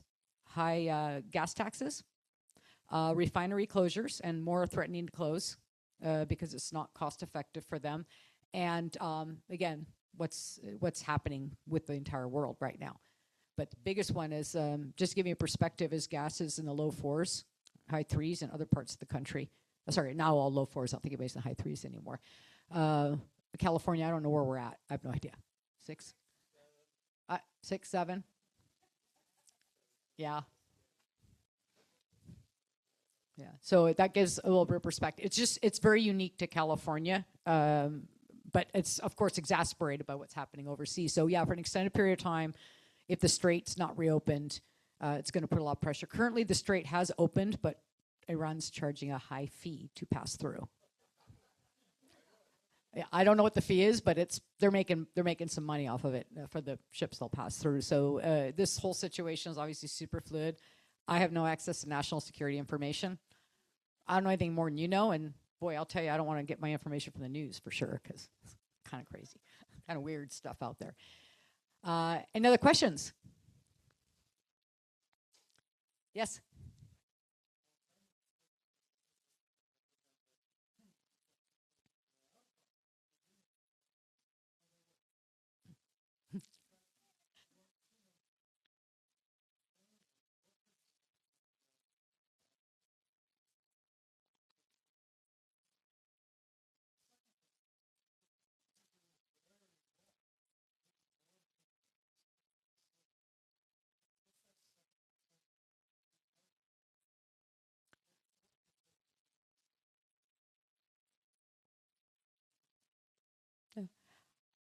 It's not, I can't give it a definite percentage because it really depends on a lot of factors. Biggest one is, I'm sorry. I didn't realize I'd repeat questions. Sorry, Zoom people. Question was asked about 2 kids launched out of college and out in the world and now making money. How much should they be saving for the future? How much should they be spending? And what to do if there's more money than they need for spending or saving for the future. So my answer to that is it's very different depending on each kid's situation. And I'm just going to assume excess is after any student loans, if they exist, are paid, any expenses, housing, gas, whatever the heck they're doing, they have this extra. In order to save, they have to be earning in investments, in IRAs or Roth IRAs, because generally for young people, Roths are beautiful. If you could all go back to your 20-year-old self, how many people would just load up that Roth? Sorry, I didn't do that. They're powerful. Got tax-free growth. Go aggressive, let it go. Not aggressive like Bitcoin aggressive, but well-diversified aggressive. Let it grow. And don't pay any tax on the back end. It's the most powerful savings vehicle that exists, especially for young people in the lower income level. They qualify to put money in the Roth. But they have to be working. There are some ways around it. There are ways to do custodial Roths, parental Roths, but once they turn 18, it gets really tricky. So if they're working, like you said, and earning, my first, and this is generalized advice, by the way, the regulators will make me say this, this should not be construed as individual investment advice because each individual situation can be different. Please consult with your financial professional. Okay, thank you. Got to cover that one. But in general, I would start with a Roth. If they're earning money, put in as much, max out their Roth first. That's in addition to this. So think of buckets, okay? Young people need to have fun.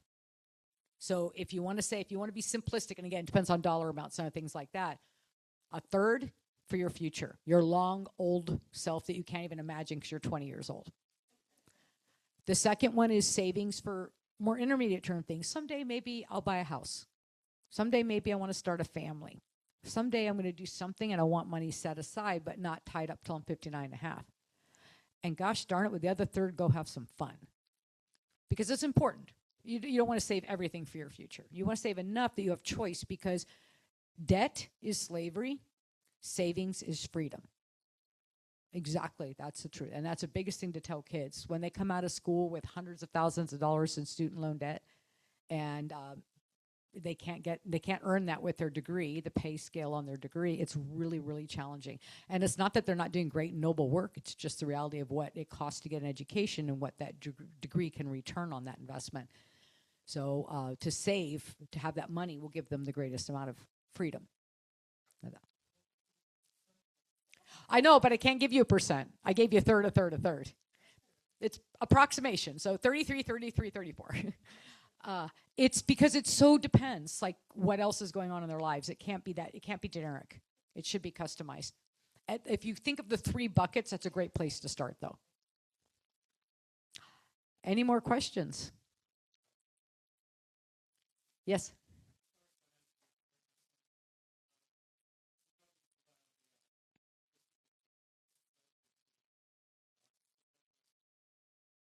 I'm sorry, go ahead.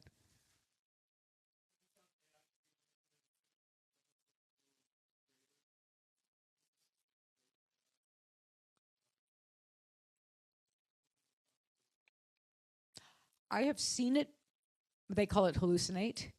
So just so everybody's on the same page here, I use it for research, analytics, pulling data and information together. It is not used with anything involving a client's name, personal information, account numbers, etc. So none of your stuff is used.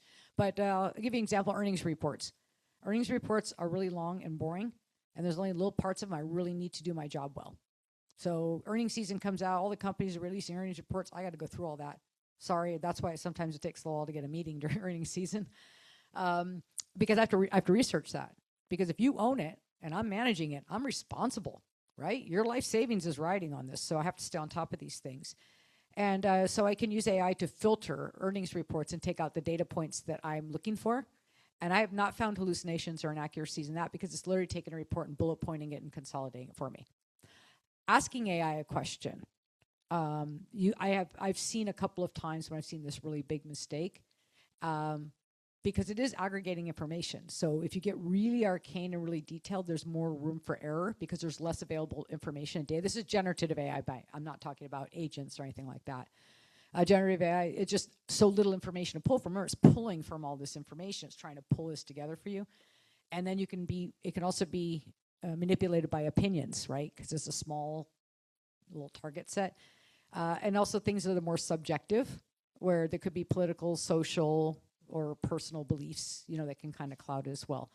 I've never seen like a crazy thing, but AI is a tool. It's not a replacement for your brain. That's the thing I tell everybody. It is not a replacement for your brain. It is a tool. So I wouldn't use it like to do legal work, for example, because it makes a lot of mistakes with legal stuff. I would have it if I want to understand better what I'm hiring my attorney to do, so I know what questions to ask my attorney and how to understand what my attorney's saying. But I wouldn't use it for legal advice. And there's been a lot of court cases where people have tried that, and it's been, oh man, and attorneys have tried to do it, which is even worse, right? You're paying these people God knows how many dollars an hour, and they're using ChatGPT. But they've gotten in trouble for it because there's been mistakes that the judges have found. So there's definitely, it's a tool, but it is not a replacement for your brain. Look at my shirt.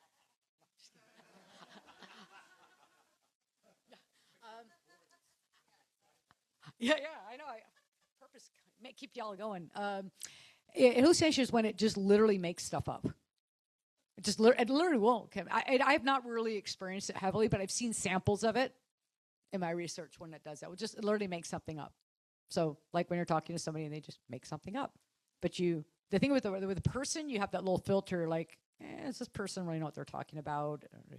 There's filters. With AI, it's like, oh, it's smarter than me. It must know the answer. That must be right. I can think of one time when it made a big mistake for me, and it was right after the OBBBA Act passed, the tax law last year. And it was literally the day it was signed into law. I'm like, break this down for me, right? Because I had all the information, but I wanted to clean it up for my own work. But at that point, the government hadn't released the new law. It wasn't like on the government official database and just been signed into law, but it wasn't officially out there as law. So that in that one day, the AI actually gathered all the information from the media, and it was a whole bunch of opinions. It was like, oh, this bill is blah, blah, blah. It was like nonsensical, subjective opinion, just like listening to any news station, right? It was just opinions as news. So it was nonsensical to me. It was trying to present. So, I mean, if you didn't know better, you would look at it and go, oh, well, that's what this bill means. And I think that's what, kind of think of how the media is, right? If you listen to one station, you're going to get one view of the world, another station, another view, and the truth's probably in the middle somewhere.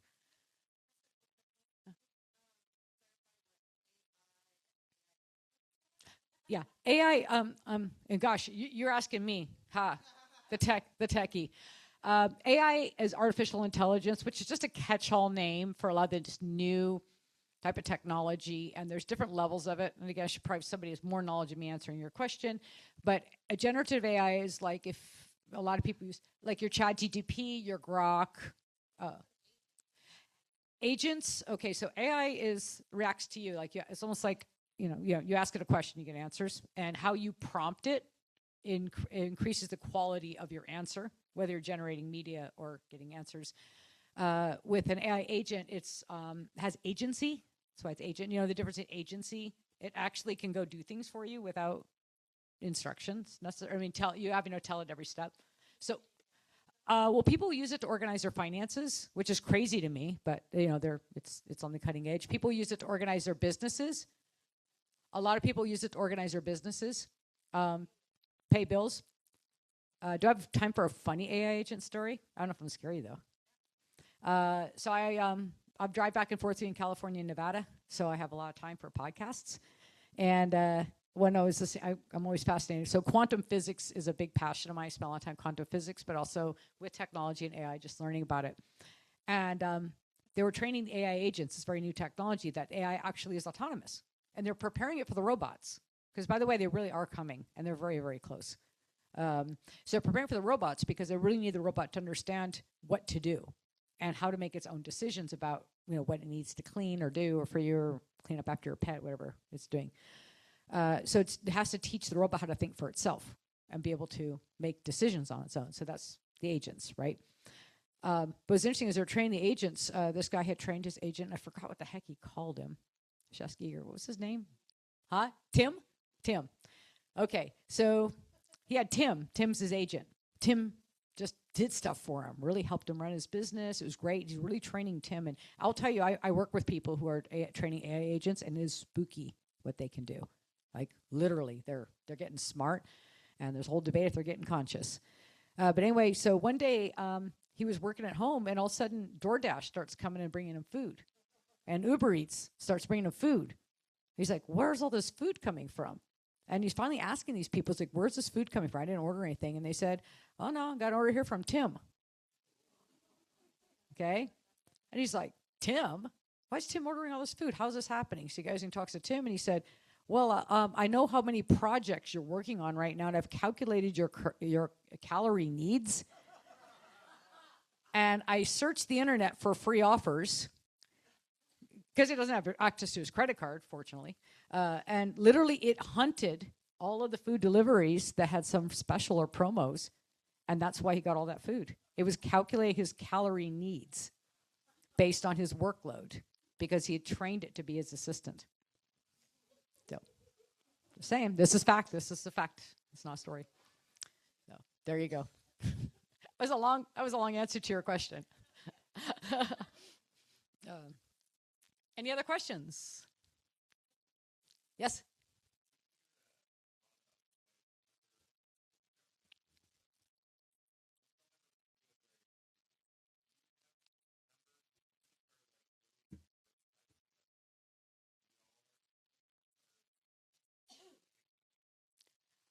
Yes, the inflation, which is quite a big question. That was actually the one chart I was going to throw up, but I don't know if you need a chart for this one. Inflation is always a little tricky because inflation is highly personal. Okay, so there's an official government number. Okay, it's called the CPI, the Consumer Price Index. And then the PPI is a Producer Price Index. That's what the input costs for products are. So the CPI is the official number for inflation. The challenge with CPI is it's a basket of goods and services that the government kind of puts together, and that determines how much you spend, dear consumers. So the consumer is 2/3 of the economy, and consumer spending, is 2/3 of our economy. We talked about GDP earlier, so it's a really big measure of how the country's doing collectively. And so when they try to figure out the inflation costs, there's this basket. So imagine the basket, there's steaks and bread and eggs and oil and housing and all the rest of it, right? What the challenge is you probably noticed this because where you all live, it's kind of local. I can tell you the inflation for my clients in California is a whole lot different than the inflation for my clients in Nevada, in the Carolinas. And I have clients in every state. And their inflation stories are very different, but you are in the epicenter. We here are in the epicenter of inflation. Okay? Northern California, PG&E bills doubled in the last 4 years for most people. Yeah? That's not in the CPI. Just saying. What are your gas prices? We talked about that a little bit. So this is what is inflation is really, really local. And it has been why affordability is such a hot topic right now. And it's a real hot topic. Because what we mentioned, there's not enough ways to express the different experiences that people have had who own their homes for a long time. Okay? Got those nice low property taxes, maybe no mortgage, maybe that nice sub 3% mortgage. Okay? What does your life look like different than a young couple that got into their first house and are paying 6, 8, 10 times what you're paying in property taxes? Double the mortgage rates at best. Okay? It's a whole different experience. Plus, by the way, they're PG&E and all the rest of those expenses. So I'm not saying this to take a position on it. It's something to be aware of because there are solutions for all of this. There are actually pretty dang simple solutions, and it doesn't involve seizing everyone's wealth, and it doesn't involve having people struggle that have worked very hard their whole lives and are just a victim of government spending and government policies. A lot of the inflation that we experience locally here is much more about policy than it is about anything happening nationally. And again, I see there's a lot of different sides. Some people say, well, it's worth the higher cost to do this great thing. And that's easy to say when you got wealth and assets. It's not so easy for those that don't and are impacted by the grand plans. That's helpful. So yes, inflation is highly, highly personal. We had almost no inflation after the financial crisis. Almost none. Remember, inflation we didn't even talk about it until we had that giant 9% spike in 22, 23. Okay? That was a big spike, and that's what Stryer talked a little bit about. You guys heard me talk about. All that money came home to roost. Okay? And there's been a lot of talk. How do we solve it? How do we spend less as a country? Remember Doge? See, that didn't last too long. Because remember that chart he just showed you? You can cut all that out. You can get rid of education spending. You can get rid of social service spending. You can get rid of all the stuff that we care about as a nation. I'm not even talking about the big three, Social Security, Medicare, Medicaid / Cal. We can't cut spending enough to solve this. It's going to take a lot more.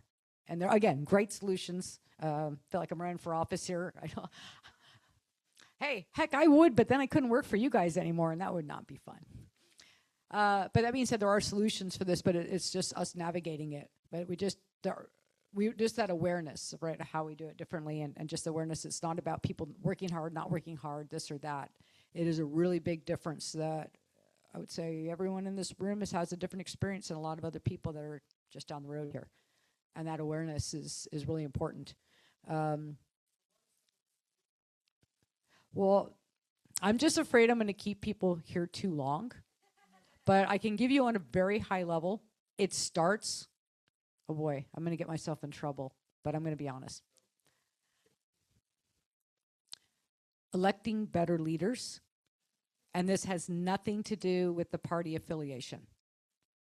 There are great people in Congress right now with both D's, R's, and I's after their names. This is not a sporting event, and that's what we're starting to treat it as. We're starting to be at war with people because they have different belief systems, but the diversity of belief systems is how we get ahead. And that is critically important. There's a fascinating thing. Look at the voter registration. Okay? The Democratic Party has lost a phenomenal number of registrants. The Republicans, less so, but also have lost them. Where are people being? Independent. There's a shift towards less partisanship. And again, I'm not telling anybody what to believe or what to do or what to register as, but that shift of finding leadership and transcending party beliefs is the future. Because there are some great ideas on both sides of the aisle. We just have to stop screaming at each other long enough to start to look for solutions. So, hope that answered your question. Thank you. We can do it, man. Come on. What are we, like the longest functioning democracy? We can't screw this one up. Let's do it. I mean, that's the thing. I really think it's the most important optimistic thing I can say. And midterms are coming up. So vote for who you think is going to work the hardest. It may not be who you agree with. That's where it gets tricky, right? And it can't just be, oh, I love all your ideas and you're one of me. But how are you actually going to do this? Who else? Just kind of thinking about that a little bit of expansively is, I think, again, I hope that was, I don't want to shake anybody's tree with that one, but I really think that's the best solution for us going forward. And we can do it. We can do it. There's a lot of brilliant people. But they don't want to run for office, and I can totally understand why. It's a big obligation. The reason I thought about it, and I thought about like theoretically, is that I'm like, we can do so much better. We can just do so much better. And I would actually prefer to be the muse of the person who runs for office, whispering in their ear and giving them ideas. And I don't need the public figure aspect of it because I care so much about this country. As a quick segue, my father's an immigrant. My husband's an immigrant. My brother-in-law, aunts, uncles. I'm a family of immigrants. And I will tell you that each and every one of them, while they have very different political views, love this country. And this is worth fighting for. It's worth finding good solutions for. All right, getting off my campaign stool now. Yeah. Economics. Any more? Politics? Economics? Get myself in real trouble then. Any other questions? All right, I'm keeping you guys here like crazy late, so thank you. Huh? I know, but I'm very respectful. I got up at 5 this morning, so, it's later for me. My bedtime's 9. No, but I'm good. You guys have energized me. Well, then, I just want to see if there are any other questions, because I really, really want to make sure questions are answered, and then I'm going to do a couple things in closing. Okay. So there's a lot happening in the world. It can be incredibly stressful to hear about things that are happening in the world. The source of most information comes from media, social media, and it is designed to keep you in a constant state of fear, a constant state of conflict, and a constant state of scarcity. That is how they keep your eyeballs. That is how they get names for themselves and create their viewership or whatever. But it's not incredibly good for our mental health. And so I wanted to kind of segue into what do we do in a time of just a lot of stuff. And the stuff's not going to go away, even if there's a change in the White House, in Congress, because this is just what we're feeding. Not you in the room, but we as society. So the switch into this is how do we see this from an economic perspective? How do we see this from a planning perspective? How do we see this from a life perspective? And the takeaway to this is that the greatest gift of humanity is creativity. Think about creativity. Sometimes you think of, thank you. It is truly the greatest gift. And if any of you have creative pursuits that you love to do, and I know many of you in the room do, you know what I'm talking about. But as a family of left-brainers, creativity was sort of this mysterious thing that these mysterious people with right brains did, and we just enjoyed, but we didn't know how to make it ourselves. But technology now has allowed people much more expansiveness into creation than ever before. Sometimes you hear about conflict, right, with people in media saying, "Oh my gosh, AI is going to take away, and it's terrible stuff it's creating." Yes, if you just let AI generate a piece of art, a piece of music, or writing, it's going to be crap. Of course it will be. There's no soul in it. It's not you. It's a machine. But if you can write and put something together on your own, you just need a little bit of assist to make it sound more like you, to make it sound better, and you go back and forth with AI, no different than you go back and forth with an editor or a proofreader or anyone else in the traditional ways. No different than when you would walk away from your art and come back and look at it later and says, "Oh, actually, I didn't see that. Now I do." So creativity can be available to more people that always had that in them. And again, that is the power of humanity, the ability to create. And so for those who have a budding feeling within them that they can themselves create art, they themselves can create music, they themselves can create books, right? And it's there, and it's genuine. They just need a little bit of an assist to put it together. The technology is moving to the point that that's going to give more people more ability to do that. That song that I played earlier was created by somebody in this room.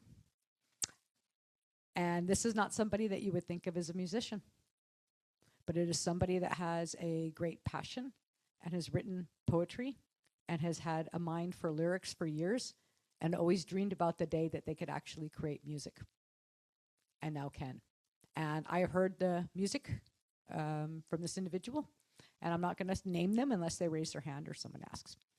And it is so powerful to hear what they have created. It is so powerful. It so deeply touches my soul because you can feel the true expression of a human being through music, through art, and through this. And this is, again, what carries humanity forward. The financial aspect that we work on is simply building a platform for you to be able to be your creation and to do your creation and to do your good in the world, whatever that may be. And that is what we strive to do at Sequoia, is to create that platform. Your portfolio, your money, your finances, they're important. They're dang important, but they're not the most important. And this is what motivates Katie, what motivates myself to do the work we do. And I'm about to go out on a limb here, but I'm going to express something that is going to make me feel a bit vulnerable, but it's the absolute truth. I have the deepest love and caring for each and every one of you that we serve. This is a life's mission to ensure your success in every way possible beyond the financial.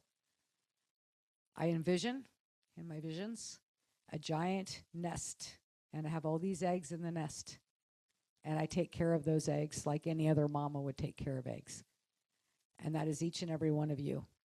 And then when we're talking about you, we're not just talking about your portfolios. Yeah, we're running the numbers, we're doing the analytics, we're doing all this. We talk about you as people, your lives, what you're doing, what's important to you. So I wanted to express that. This sometimes gets a little hard for me. It's easier to talk about economics than the heart. But I would like to express my deepest gratitude to each and every one of you for the trust and confidence that you've placed with us over the years. It includes all you peeps on Zoom.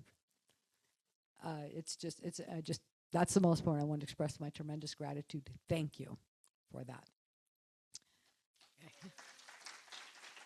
All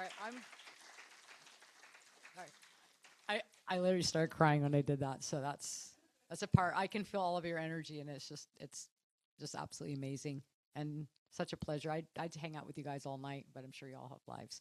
Just to sit here in this space, and that is going forward into this year. there's going to be a lot of uncertainty. And the uncertainty is not who's in the White House.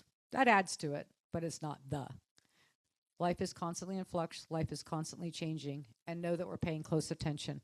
If there's something that needs to be done, we'll step in. If I could tell you how many hours Katie was working on that tax reform last year, on the financial plans, running through each and every one of your plans to see what, if anything, was going to be impacted. And every time a new law passes, every time something happens in the world, every time an economic change happens, we're running that analysis. Our intention is to take care of this so you can focus on what's most important and valuable in your lives. So in closing, thank you all very much for coming tonight. Thank you very much for your confidence and trust in the work we do. And thank you very much for all you do in our communities and in your lives and who you are as people. Thank you.